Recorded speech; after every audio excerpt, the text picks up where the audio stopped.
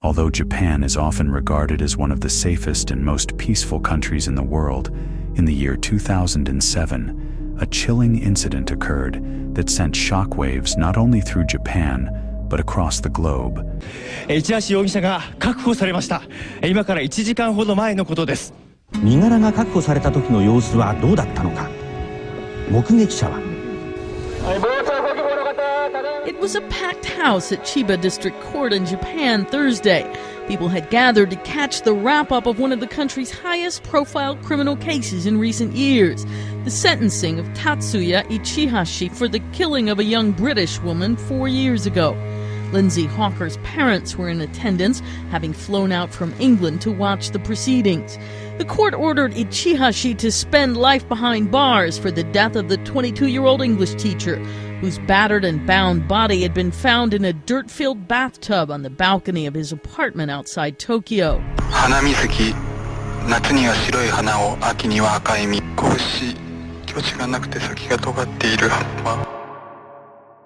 Particularly in the United Kingdom.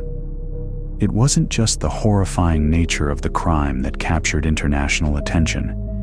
It was the cold, calculated cunning of the man behind it. This wasn't the work of an ordinary criminal. The suspect, a seemingly unremarkable individual on the surface, turned out to be a master manipulator who managed to stay one step ahead of the authorities for over 2 years.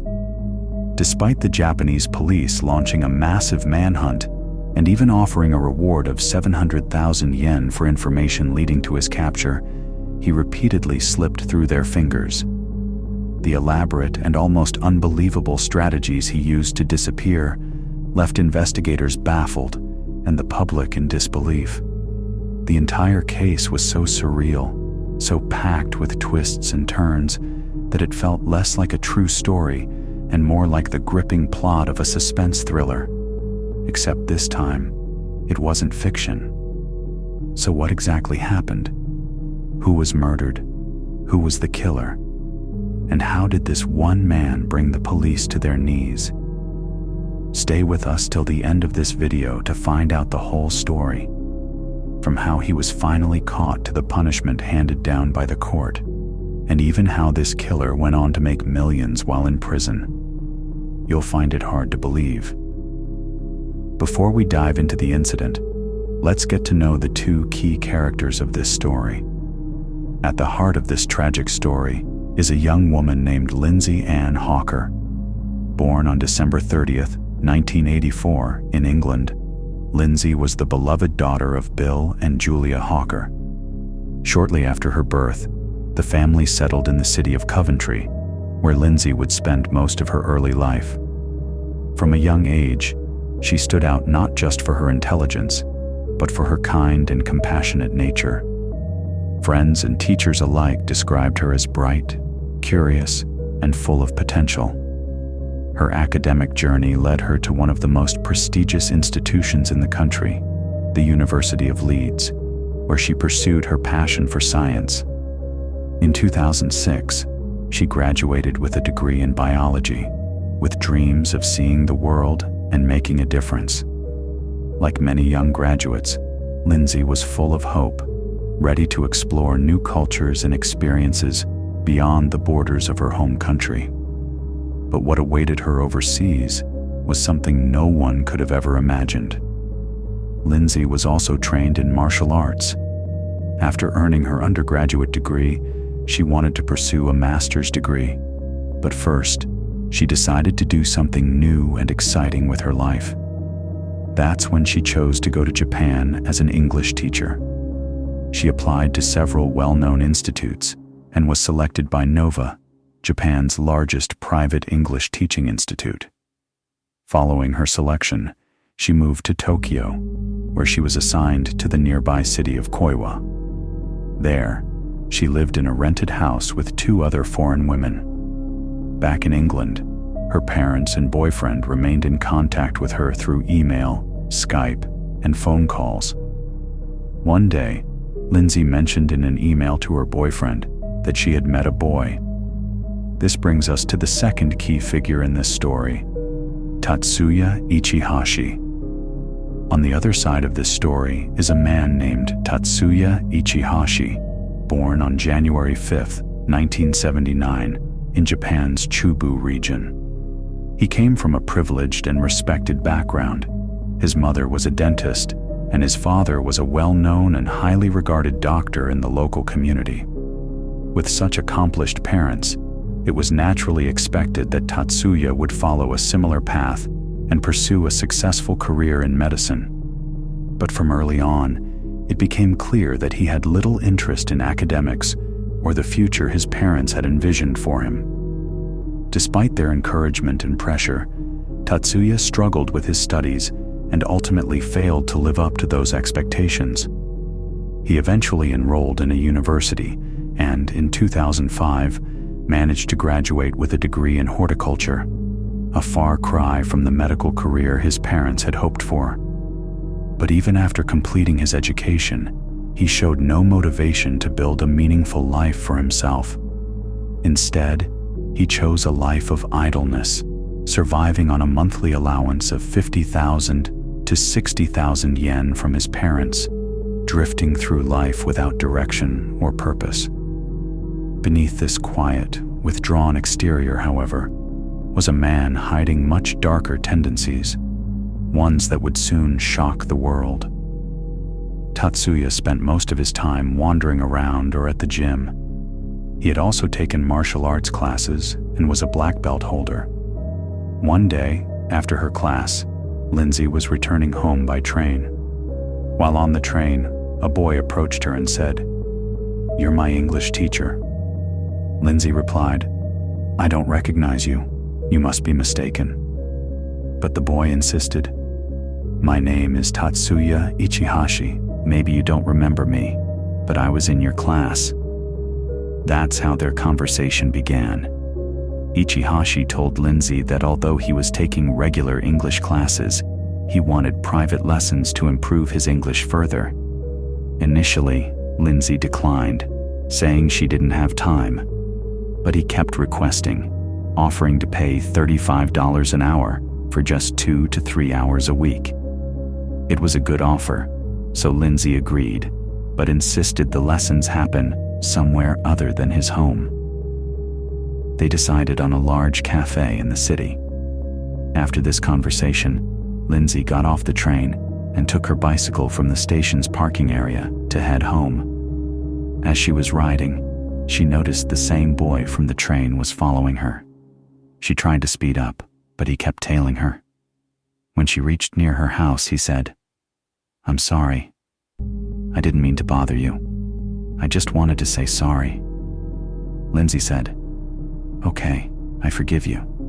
Now please leave." But the boy responded, "I'm really thirsty. Could I have a glass of water?" Out of politeness, Lindsay let him inside. Once inside, he saw her 2 roommates and was introduced to them as a student. Lindsay went to the kitchen to get him water. While waiting, he quickly sketched a rough drawing of Lindsay on a piece of paper, wrote his name, phone number, and Skype ID on it, and gave it to her before leaving. Later, on Saturday, March 24th, 2007, around 2 p.m., Lindsay and Tatsuya met at the cafe. After about an hour of English lessons, Tatsuya said nervously, "I forgot my money at home. If you don't mind, come with me and I'll pay you there." Lindsay agreed. They took a taxi to his flat. Before entering, she told the taxi driver, "Wait here. I'll be back soon." Then both went inside.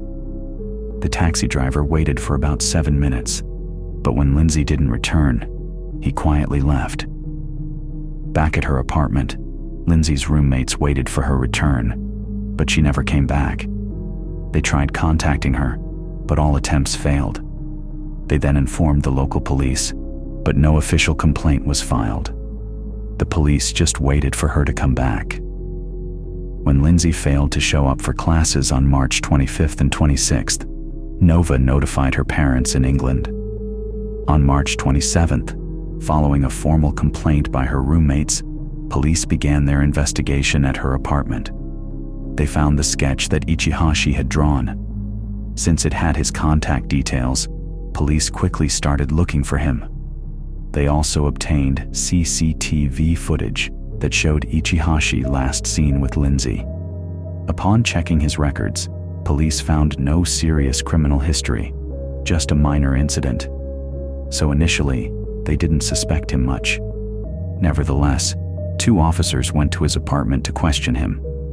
Under Japanese law, police cannot force entry without a warrant unless they have strong suspicion. When the officers arrived, the door was locked and the lights were off. They questioned neighbors, one of whom reported hearing loud noises, like something being broken, from Ichihashi's apartment the previous night. As police were about to leave, they heard faint noises from inside. Sensing something was wrong, they called for backup. 7 more officers arrived. While they were setting up around the building, Ichihashi suddenly opened the door and fled, carrying a small backpack. Despite some officers being stationed nearby, he managed to escape because they lacked proper communication devices like radios. When police entered the apartment, they found a mess. The bathroom had recently been used, and something was off. In the balcony, they found a large bathtub filled with sand and dirt. Upon searching it, they discovered Lindsay's decomposing body. Her head was shaved, her body had deep injuries, and chemicals had been added to the tub to speed up decomposition. Police now knew they were dealing with a murder, and that the suspect, Ichihashi, was on the run. Posters of Ichihashi were put up across the city. The police received a tip on March 29th about a shopping trolley behind Ichihashi's apartment. Investigation revealed it had been used to carry bags of sand for disposing of the body. Another tip said he was seen at a Love Hotel in East Tokyo, but when police raided the location with 20 officers, he had already escaped. Authorities increased the reward to 600,000 yen. Yet Ichihashi kept slipping through their fingers. In early 2008, the case went cold. Public anger grew, and media pressure mounted. Lindsay's parents flew to Japan, demanding justice. Even the British High Commission urged the Japanese government to find the killer. Campaigns like Justice for Lindsay were launched, and a team from the UK's York Police arrived to assist. She had gone missing in 2007, and now it was March 2009. 2 years had passed since the murder, but there was still no trace of her killer. On the 2nd death anniversary of Lindsay Hawker, a large memorial event was held in Japan in her honor. Once again, public pressure mounted on the police, prompting them to relaunch the investigation. As part of their renewed efforts, the Japanese police put up life-size cutouts of Tatsuya Ichihashi in major cities across Japan. Not only that, but on June 26, 2009, the Japanese National Police Agency increased the reward for information about him, from 600,000 yen to nearly 6 million yen, around $60,000. This tactic finally began to show results. One day, a plastic surgeon in Nagoya informed the police that he might have performed surgery on the suspect. The doctor explained that a few months earlier, a man had visited his clinic and had cosmetic surgery to lift his nose slightly. He had also removed 2 moles from his cheek, had his eyelids reshaped, and enhanced the thickness of his lips. The doctor showed the police before and after photos of the procedure, and the police realized that Ichihashi had altered his face through plastic surgery to escape capture. The police then circulated the new, altered image of Tatsuya Ichihashi throughout the city. A few days later, a laborer contacted police after seeing the banners and claimed that someone resembling Ichihashi worked at his construction site. Based on this information, the police carefully tracked Ichihashi's location. Finally, on November 10, 2009, they raided a construction site in Osaka. At that moment, Ichihashi was preparing to flee, but before he could escape, the police arrived. Realizing his game was over, he raised both hands and surrendered. Ichihashi was taken into custody and placed under 23-day police remand for interrogation. Initially, he refused to admit his crime and kept denying involvement in Lindsay's murder. However, under intense questioning, he finally revealed the chilling truth. He confessed that the very first time he saw Lindsay on a train, he had decided to harm her. He lied to her on the train and convinced her to tutor him in English. Later, under the pretext of paying her, he lured her to his apartment. As soon as Lindsay entered to collect her payment, he tried to force himself on her. However, Lindsay had learned martial arts and fought back. But Ichihashi, who also held a black belt in martial arts, retaliated. A struggle broke out between the two, and at one point, he struck her directly in the throat, breaking a bone in her neck and causing her to collapse. He then brutally raped her and strangled her to death during the assault.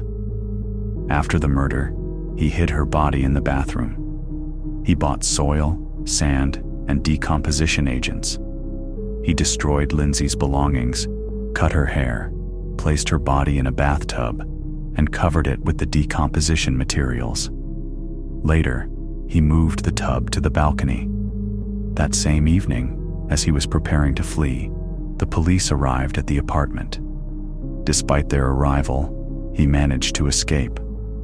Over the next 2.5 years, he kept moving from city to city and ultimately decided to change his appearance through plastic surgery. Being the son of a doctor, he was well informed about the procedures and successfully altered his face to avoid recognition.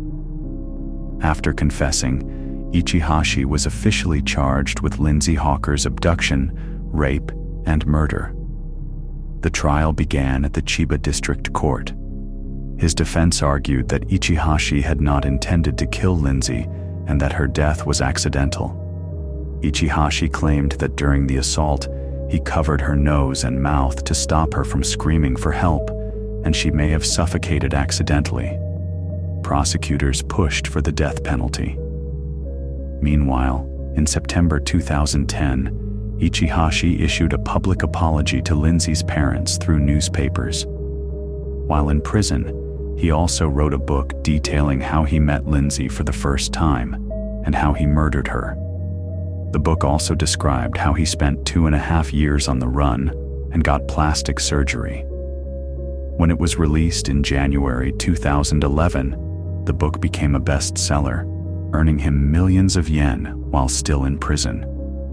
Ichihashi offered to donate all profits from the book to Lindsay's parents, but they refused. In 2013, a movie was made in Japan based on the case. Amidst all this, the trial continued. Finally, on January 21, 2011, the Chiba District Court sentenced Ichihashi to life imprisonment for Lindsay's murder. Lindsay's parents protested the verdict and demanded the death penalty. However, the court declined, stating that death was too severe a punishment. The court noted that Ichihashi was 32 years old at the time and might still have a chance at rehabilitation. This comment was widely criticized. Many people asked, if the 32-year-old cold-blooded killer still has a future, what about the 22-year-old Lindsay? Didn't her future matter? So, this was today's true crime case. Do you think justice was really served in this case? Or is the story still unfinished? Don't forget to share your opinion in the comments. And if you enjoyed this video, make sure to subscribe to the channel, and I'll see you in the next crime story. Till then, stay safe and stay curious. Thanks for watching.